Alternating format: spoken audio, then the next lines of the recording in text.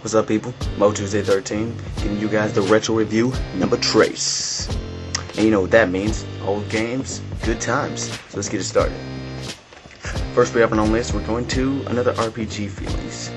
This is going to be my personal favorite RPGs, the Final Fantasy series. So let's give you 3 games that you know you should get. Why? Because they're good. So let's do it. First we have Final Fantasy IX. Now, Final Fantasy IX was the last in the PlayStation era, so you know it's got the best graphics for the PlayStation, and the story is pretty solid. There's nothing wrong with it. It has 8 characters. Most of them are pretty good. Some of them are like a little bland, like Eco a little bit, and especially Quina. But each have their own main part in the storyline, and even when you get them in your party, if they are in your party, they will conversate throughout the whole thing, unlike the rest of the Final Fantasies where they just don't seem to say anything. Only people in your parties really actually say anything, except for Final Fantasy VIII. I like that. They kept everybody in it throughout the whole thing. But yeah, Final Fantasy IX is really good. It's got a great battle system with bringing back the job system where everybody is their personal thing. You got Zygon the Thief, you got Hammer the Monk, you got Steiner the Knight, you got Phoebe the Black Mage. So you just mix your party, mix and match. There's some white mages up there, get some damage, you know, you do it all good.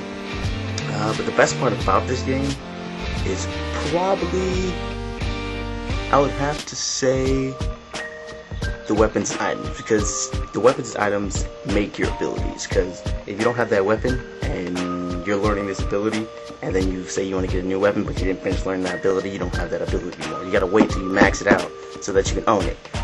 And don't get me wrong, the first time I played the game I didn't know, but so I'm just like giving you guys a heads up. So yeah, learn the moves, you get the moves. So that's what I think about it. That's what I like. Learning moves, give you the moves. Now you don't have to put points in to level up. That's the best part. So let's get to the next one.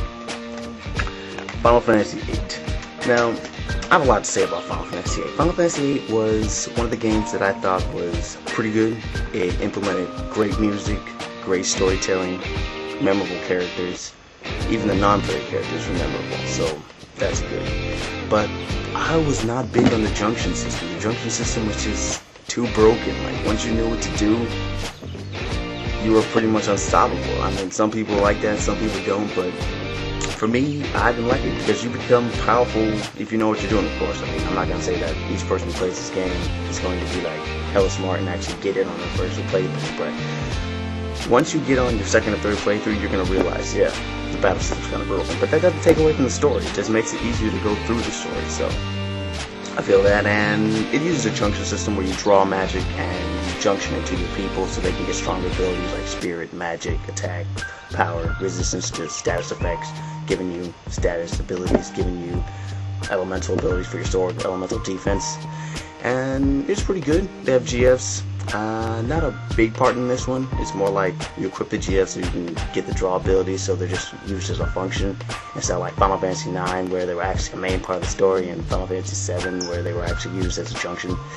or to give you abilities. So yeah, this game focuses here on the abilities of GFs, but there's a lot of GFs. I'm saying this is probably the most GFs in the PlayStation era because they have like 16, 18. I'm not sure. I have to think about it, but there's a lot. There's a lot. So this game is pretty good.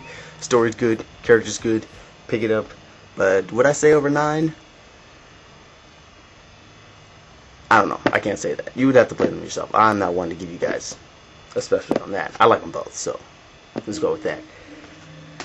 And lastly, we have my favorite, my personal favorite, Final Fantasy VII. Now, don't get me wrong. I love Final Fantasy VII, so you're probably just about to hear me say good things about it. I'm recently playing it over again, and it's just good times. Good times all the time. I came to the point where we're about to go to the Temple of the Ancients, and we just had some ish go down. Don't want to spoil it for people who haven't played it, but you already know what happened before we went to the Temple of the Ancients. That motherfucker. I could never use him again. Never. Ever. But yeah. It uses a materia system. You get little materia orbs and you equip them to your weapons and bracelets so that you can use the magic, and the more battles you get with the materia equipped, you can upgrade it to get like Fire 2 and Fire 3. Still uses that from the old Final Fantasies. Final Fantasy VIII was actually the first one to use Blizzara, Blizzaga, and all the rest of those like Firas and Thunderas.